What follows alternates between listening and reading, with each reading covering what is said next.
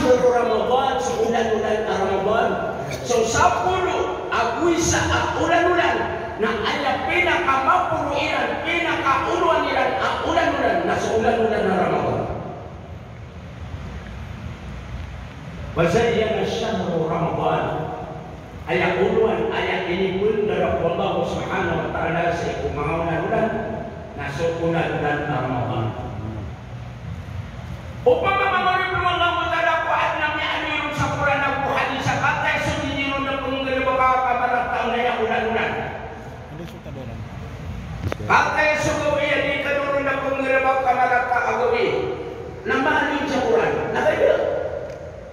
Nakinukiyat ng Allah Ta'ala ko pito gawi. Wasayyanan ayyama yawmul Jum'ah. Ayat ini pun dari Allah Subhanahu wa taala. Ayat ini pun Rasulullah Subhanahu wa taala sa ikong mga gawin na suwalwa na Jumat. So ano man na Jumat? Ayat ini discuss na Allah Subhanahu wa taala kung pito gawin na suwalwa na Jumat. Wasayyadan ayyama yawmul Jum'ah. Ayat pinakapangluuan gawin na suwalwa na Jumat. Yun di sabab bagian kaya mga pagalitan ng mga Arab na ayat kaya bagakiran ng Allah Subhanahu wa taala sa baraka.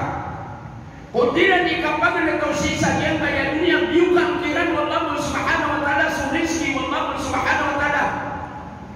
Nasabab sa yan kaya anuman ang Jumat na sasla nila. Sasla nila. Ayat kali na maurin ng Allah na madagla niya kapamagabirudakano. Madagla niya kapananay haji.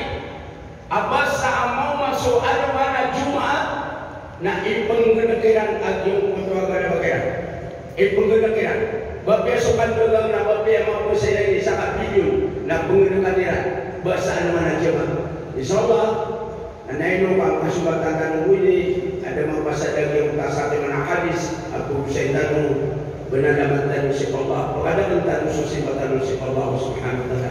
Assalamualaikum.